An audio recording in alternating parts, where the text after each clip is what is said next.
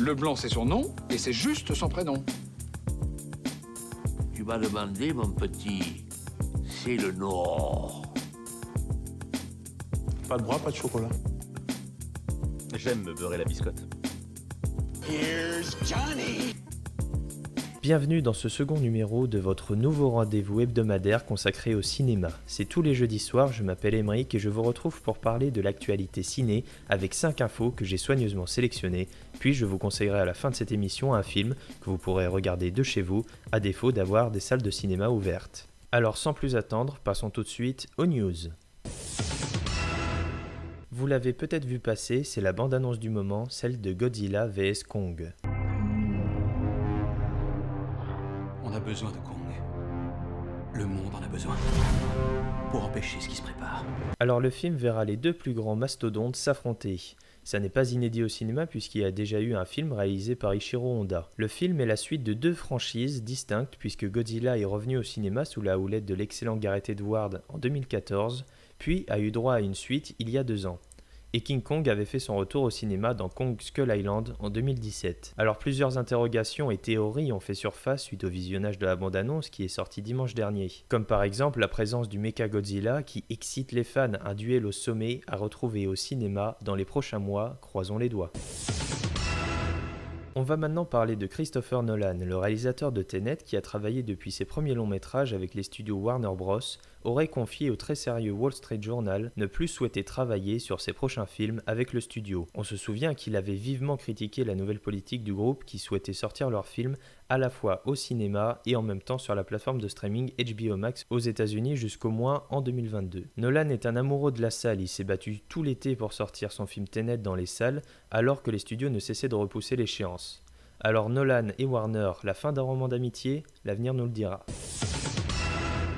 Depuis hier, le 28e festival du film fantastique de Gérardmer se déroule en ligne. Les films de la sélection sont donc accessibles de chez vous et ça dure jusqu'au 31 janvier. En plus, vous pourrez suivre plein d'événements en direct sur les comptes Facebook et Insta du festival afin de vivre et de célébrer en cette période morose le cinéma qui en a clairement besoin dans les temps actuels. Donc voilà, surtout n'hésitez pas à aller jeter un coup d'œil à la sélection, il y a plein de choses très intéressantes. Pour ma part, j'ai déjà vu les films de genre français de Joker's Film La Nuée et Teddy, que je vous recommande fortement.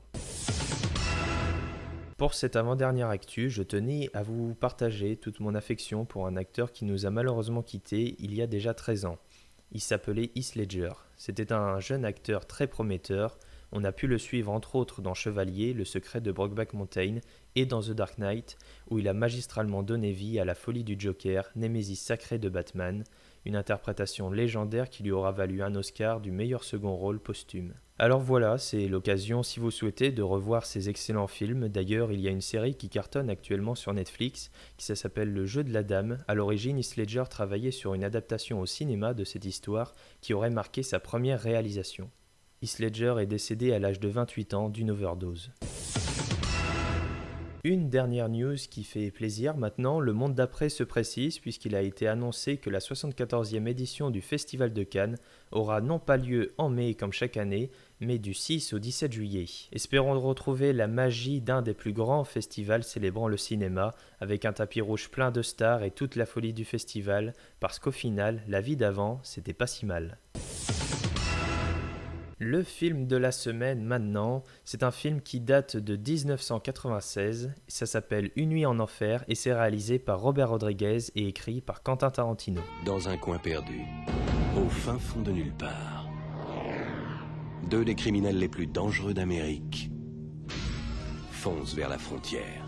Comme je l'ai dit, ce film d'horreur marque l'une des premières collaborations entre 2 grands noms du cinéma, Robert Rodriguez à la réalisation, c'est celui à qui l'on doit entre autres Desperado, Sin City, Spy Kids ou encore Alita Battle Angel, et Quentin Tarantino qui a donc écrit un scénario original qui marquera le début d'une longue collaboration fructueuse. En effet, les 2 cinéastes américains ont travaillé à de multiples reprises ensemble, comme par exemple pour l'adaptation du roman graphique de Frank Miller Sin City au cinéma. Tarantino était à la production et Rodriguez à la réalisation, ou encore lors d'un autre projet ambitieux intitulé Grindhouse. Alors ça comprend un diptyque de 2 films, Planète Terreur réalisé par Rodriguez et Boulevard de la Mort par Tarantino.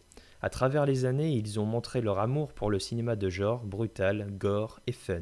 Mais revenons sur Une nuit en enfer. Le film est un road movie à la frontière mexicaine où deux frères interprétés par George Clooney et Quentin Tarantino lui-même, oui parce qu'il est aussi acteur à ses heures perdues, sont en cavale après avoir braqué et tué plusieurs personnes. Ils prennent en otage une famille dans leur camping-car et s'en servent de couverture pour passer la frontière et regagner un bar de routiers mexicains sous le nom de Titi Twister. Et c'est là que la nuit, au sein du bar, particulièrement chaud, va se transformer en quelque chose d'incroyable. La nuit va prendre une tournure inattendue et jouissivement sanglante. J'ai découvert ce film il y a quelques mois et quelle éclate, c'est vraiment tout ce qu'il y a de plus fun, parfait pour passer une soirée entre potes à se marrer autour d'une bonne pizza. Bref, je suis certain qu'avec Une nuit en enfer, vous passerez une soirée diaboliquement sympathique. Si vous voulez voir le film, il est dispo en DVD et Blu-ray dans les points de vente habituels et en achat et location du côté de Google Play, Apple TV, Canal, la TV d'Orange et Rakuten. Une nuit en enfer. Voilà, en attendant la réouverture des cinémas, regardez Une nuit en enfer, regardez des films chez vous. Vous pouvez vous abonner pour avoir directement chaque émission dès leur sortie et également me suivre sur Twitter et Instagram, les liens sont dans la description. Voilà, je vous souhaite une bonne fin de semaine, un bon week-end et je vous dis à la semaine prochaine. Ça dépasse tout ce que j'ai pu imaginer.